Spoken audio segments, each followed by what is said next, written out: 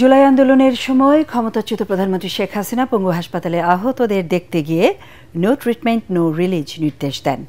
ফলে ওই হাসপাতালে ভর্তি থাকা গুরুতর আহতরা কোনো চিকিৎসাই পাননি, এমনকি অন্য হাসপাতালে যাওয়ার সুযোগ পর্যন্ত দেওয়া হয়নি তাদের।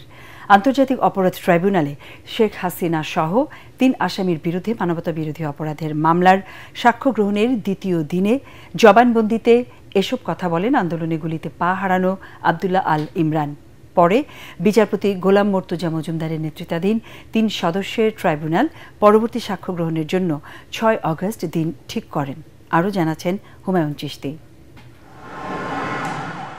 ক্ষমতাচ্যুত প্রধানমন্ত্রী শেখ হাসিনা, সাবেক স্বরাষ্ট্রমন্ত্রী আসাদুজ্জামান খান কামাল ও সাবেক আইজিপি চৌধুরী আবদুল্লাহ আল মামুনের বিরুদ্ধে মানবতাবিরোধী অপরাধের মামলার সাক্ষ্য গ্রহণের দ্বিতীয় দিনে জুলাই আন্দোলনে আহত ২ জন সাক্ষ্য দেন।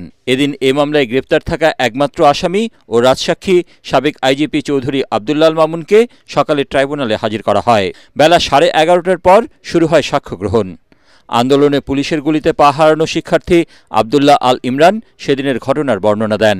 এ সময় তিনি বলেন, আহতদের দেখতে গিয়ে পঙ্গু হাসপাতাল কর্তৃপক্ষকে নো ট্রিটমেন্ট নো রিলিজের নির্দেশ দেন তখনকার প্রধানমন্ত্রী শেখ হাসিনা। চিকিৎসা না পেয়ে দুর্দশার কথা বলতে গিয়ে কেঁদে ফেলেন তিনি। হাসপাতালে ভর্তি ছিলেন, ভালো মতো চিকিৎসা হয় নাই। ওনার সামনে বলা হয়েছে যে নো রিলিজ নো ট্রিটমেন্ট। উনি মনে করেছিলেন যে হয়তো চিকিৎসা হবে, কিন্তু পরবর্তী যে অবস্থাগুলো দেখেছেন উনি, তাতে ওনার কাছে মনে হয়েছে যে নো রিলিজ নো ট্রিটমেন্ট অর্থ হচ্ছে যে রিলিজও দেওয়া হবে না, ট্রিটমেন্টও দেওয়া হবে না। এবং ওনার পা পচে গেছে, কিন্তু চিকিৎসা দেওয়া হয়নি। ওনাকে বলা হয়েছে সকাল 8টায় অপারেশনে নিয়ে যাওয়া হয়নি। আরও বিভিন্ন অনিয়ম, ক্যাবিন দেওয়া হয়নি, দুর্গন্ধে মানুষ থাকতে পারছিল না, সেইখানে তাদেরকে সহায়তা করার মতো লোক ছিল না। এ ধরনের বিস্তারিত বর্ণনা উনি দিয়েছেন। এরপর রাষ্ট্রপক্ষের তৃতীয় সাক্ষী হিসেবে জবানবন্দি দেন আন্দোলনের সময় যাত্রাবাড়িতে পুলিশের গুলিতে চোখ হারানো পারভিন। তিনি জানান, আহত একজনকে বাঁচাতে গেলে পুলিশ তাকে লক্ষ্য করে এলোপাথারি গুলি ছোড়ে। এতে তার একটি চোখ নষ্ট হয়ে যায়। এছাড়া এখনও অনেক বুলেট তার তলপেটে রয়েছে বলে জানান জবানবন্দিতে। জবানবন্দি শেষে শেখ হাসিনা সহ জড়িতদের সর্বোচ্চ শাস্তি দাবি করেন বর্তমানে ৮ মাসের অন্তঃসত্ত্বা পারভিন। কিভাবে ঘটনা ঘটেছে তার পূর্ণ বর্ণনা ট্রাইব্যুনালে দিয়েছেন।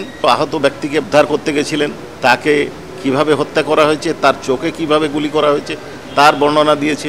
তার চিকিৎসা করা হয়নি, 5 তারিখের আগে ভালো হবে সেটার বর্ণনা দিয়েছেন। 5 তারিখের পরে তার চিকিৎসা ভালো হয়েছে সেটা বলেছেন।